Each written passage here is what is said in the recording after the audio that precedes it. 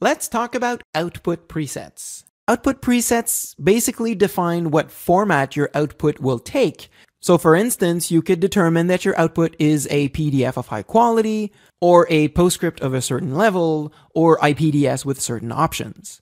Creating an output preset is done by going into File, into Print Presets, and Output Creation Settings. Now, the first dialog basically shows you default output configuration, or if you select an existing preset, it'll show you the different option for that preset and let you edit it.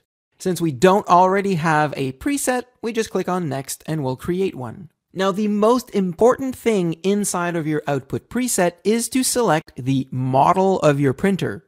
Now, this basically defines what type of format your output will take. So the default is generic PDF, and when we select that, the output will be a PDF file. Currently, there's only one printer-specific model, but we will have in the future more settings here enabling you to choose a specific printer model or printer line. Because I want to be able to show you the output, let me just select the generic PDF setting.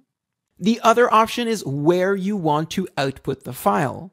Now, this is of course important here, where you want to know if you want to save the file, send it to an LPR queue or to a Windows printer queue. And it's also useful when you send these presets to PlanetPress Workflow, because this will determine where the job is sent when you actually generate your output. So let's say I select a Windows printer, then you'll automatically have the option of selecting what printer you're going to use. So this lists all the printers in your system. Because I selected PDF, it'll actually give me more options for PDF, but you would not have these options for, say, AFP. I'm going to select prompt for file name because I want to be able to save the PDF file. This would not work in an automation system. I'm going to select all the options that are relevant and that offer options in this wizard. The two others require some specific settings inside the template, so we'll leave that for an advanced animation. Now, the first dialog is the separation options, which will let you basically set specific rules for when you want to, say, add a slip sheet or create a separation on the printer. Now, a separation itself, so let's say I choose separation at the job segment, won't actually add anything except separate it in multiple different jobs inside the printer. So the printer will start printing the first job segment and then receive all the other ones sequentially and print those one after the other. Or you can add a slip sheet or do a jog on your output tray, depending on what you prefer to do in your output. Now, the first thing that's important is the final media size at the top. What this is basically is the actual paper that you will use in the output. So let's say I have a template that's built using a letter size paper. What I want to do is to save some clicks on my output printer, so I want to put two letter sheets side by side and then put them in a cutter and just slice them in half. So what I would do here is use the A3, which is equivalent to 2 letter size sheets. And then the rest of the options would set how these are placed on the page. So I want to have 2 horizontal repetitions, so 2 letter pages on my A3 sheet.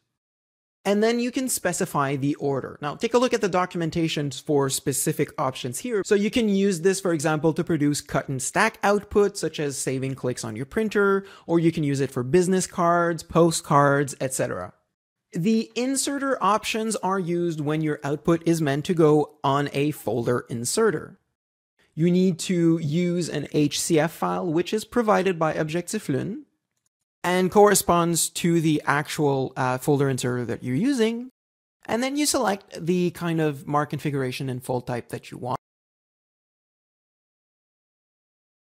Then you select where the OMR marks are placed on your output page. And that's it for the folder inserter configuration. This last one is specific to PDF files. You can select the type of PDF you want to output. And if you select PDF VT, remember to set your metadata inside of your job presets. And lastly, if you're using digital signatures inside of your output, You can add your digital signature keystrokes and the signatures directly inside of it. Again, look at the documentation for more details.